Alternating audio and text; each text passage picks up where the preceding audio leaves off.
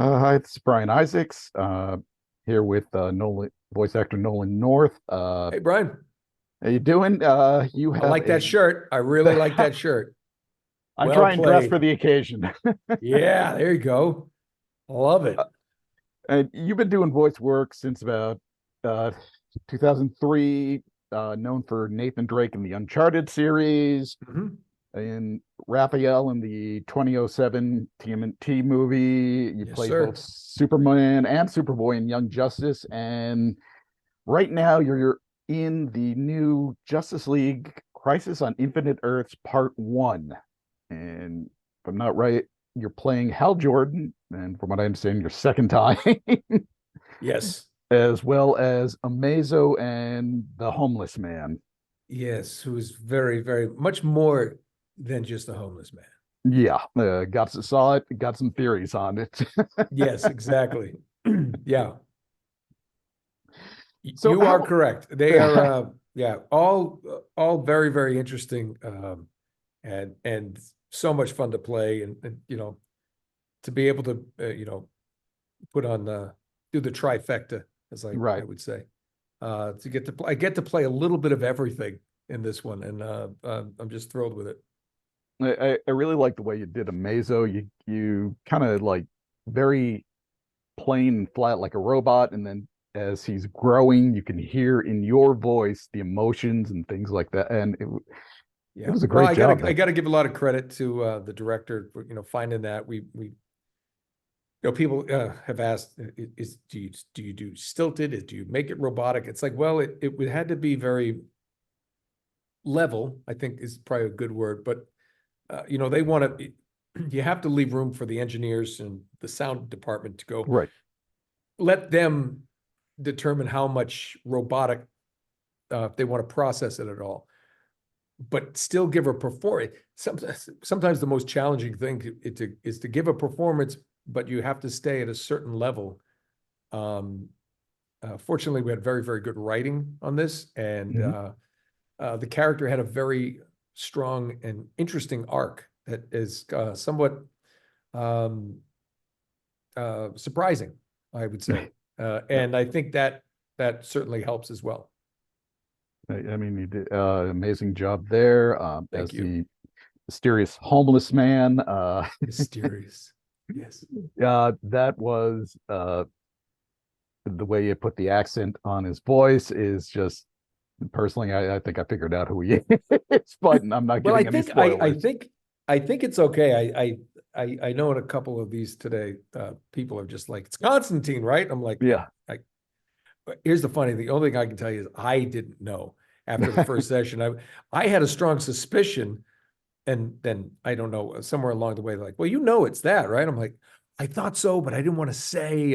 And so yeah, it was really cool uh to delve into that. It's just again, I thought there's such a well-written script. I give so much credit to the script, the directors, everybody who put it together. The funny thing is, I haven't seen anything other than just the trailers like anybody Oh else. wow. I haven't, I don't get an advanced copy, and it's this is probably my favorite part though is when I'm doing on-camera stuff. I obviously know what I look like. We look at Right. dailies, we kind of see things, but animation is I get surprised along with the rest of the fans. And I've been a fan since I was, a kid watching the Justice League. Right. Back in the Hall of Justice. It's just one of my favorite shows. I mean, I never missed it. And um, just to be kind of part of that. Right. Anytime I've played any kind of DC character, it's been like that. But this thing feels even more so. It feels more um, like you really delve into it. I joked earlier that this is kind of my Hobbit, maybe my animated Hobbit. It's my trilogy, kind of thing where you get to be part of this. Um, so I'm just very proud to have three amazing parts, amazo parts. Yeah. See what I did there? I'm a comic guy, so I got to ask the question. Did you happen to, are you familiar with the original comic book that the movie is based on? No, I am not. Okay. I am not. And sometimes that's a good thing. Yeah, yeah, There have been times where I've had to, like, I actually told somebody earlier that I knew about the Green Lantern, but the first time I did Green Lantern, I just, gosh, somebody had gotten me a book with DC characters when I did Superman the first time. And it's like an encyclopedia. And I just went to right. Green Lantern, and there were so many things I didn't know. And I was like, oh, that's really cool. And I started getting into that and watching that. And I was like, oh, that's kind of cool. Okay.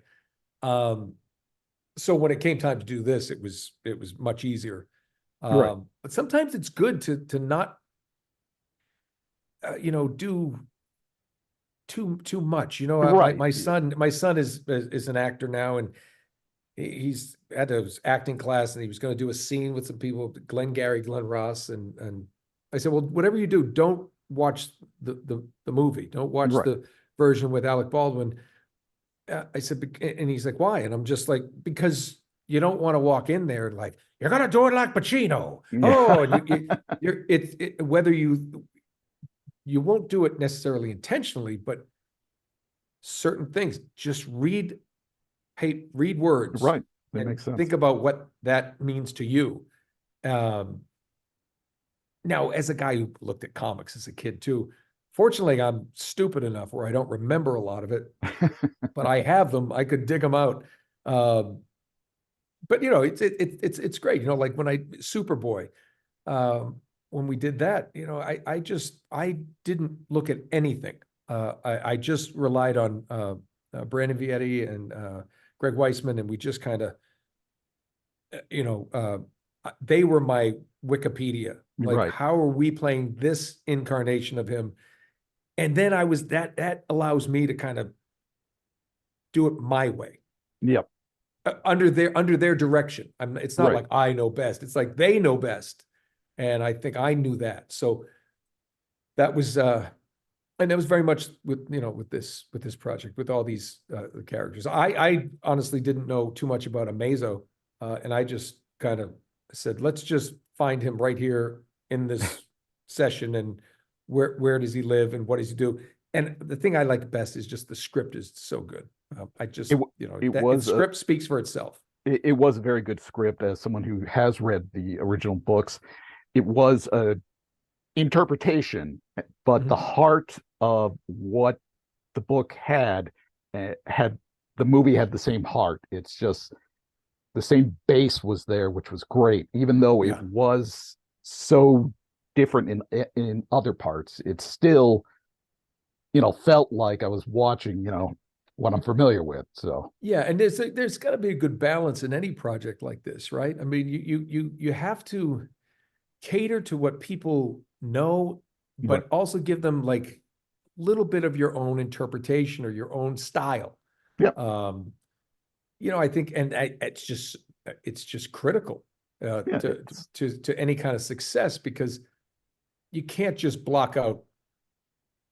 You can't just go a full 180 on people. It'll be chaos in the streets. But so you have to harken back to what they know and they love, but give enough of your own spin that it's an original work. So I think that's always the great kind of balancing act. And I think we got it really, really good this time. Awesome. Nolan, thanks for speaking to me, and Absolutely. everyone out there. That's Justice League Crisis on Infinite Earths, currently available on digital and will be available on 4 HD and Blu-ray January 23rd. Tuesday, that's right. Get your copy. And then come see me at one of those conventions, those Comic-Cons, and get all the actors to sign it somewhere, because it's really cool. It's a collector's piece. I'm old school. I like to have a thing. Yeah, I don't blame you. Thanks again, Nolan, so much. You bet, bud. Take care.